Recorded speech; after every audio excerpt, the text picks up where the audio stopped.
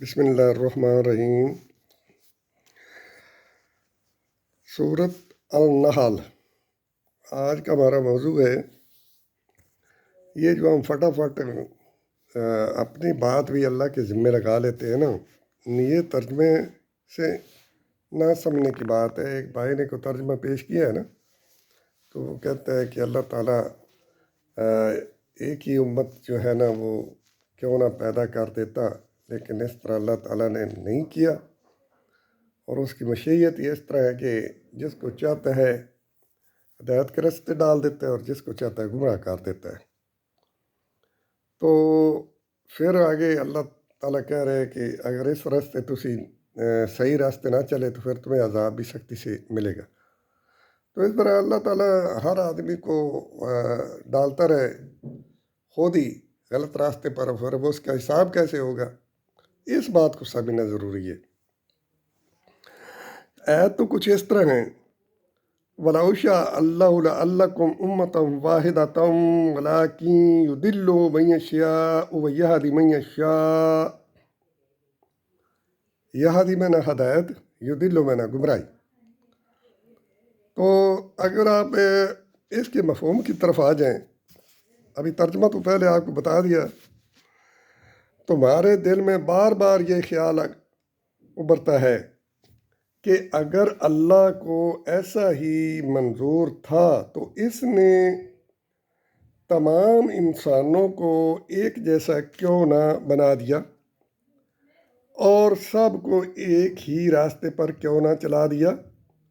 یہ ٹھیک ہے کہ اگر وہ چاہتا تو اپنے قانون کائنات کے مطابق تم سب کو ایک ہی جیسا بنا دیتا، لیکن اس نے ایسا نہیں کیا۔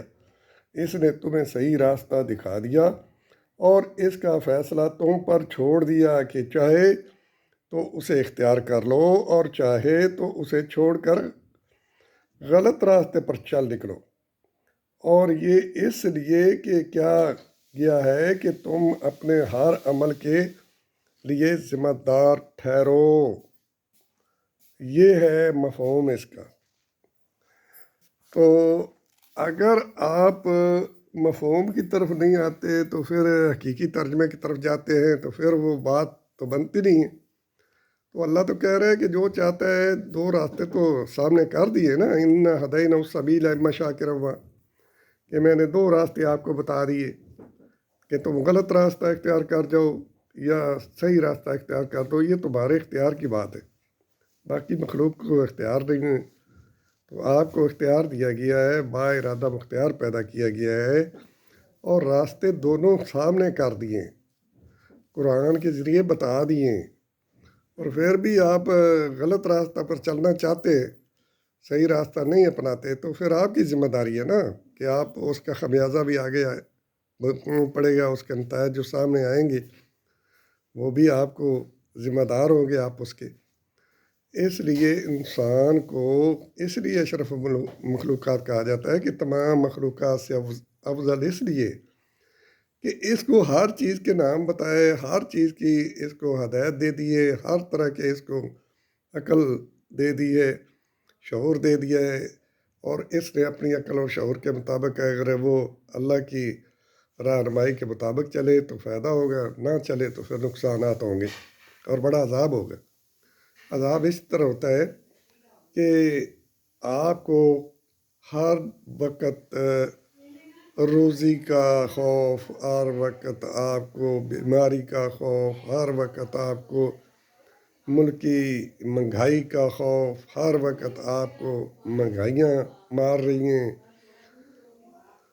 اور مسلمانوں کو غیر مسلم مار رہے ہیں، ہر وقت آپ کو خوف و داراس رہتا ہے۔ یہ عذاب ہے، ادھر بھی عذاب، آگے بھی عذاب۔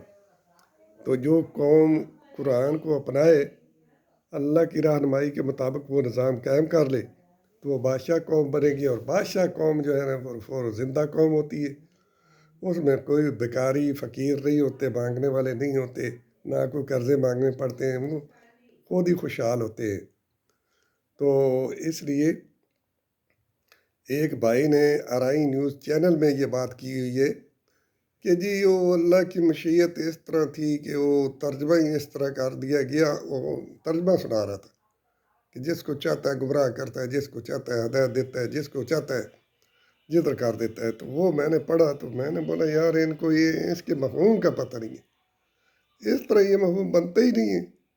وہ تمہارے چاہنے پر بات آتی ہے کہ جو آدمی چاہتا ہے اسی راستہ اختیار کر لے، اور جو چاہتا ہے گمراہی میں اختیار کر جائے۔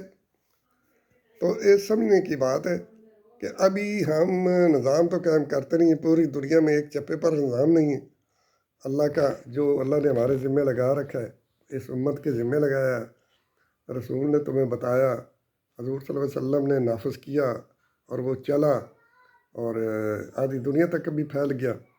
لیکن ابھی جو ہے نا یہ تمام مسلم ممالک کوئی نہیں اپنا رہا، تو ان کو چھتر وہ پڑیں گے، یاد رکھیں گے ہی، وما علینا الا البلاغ۔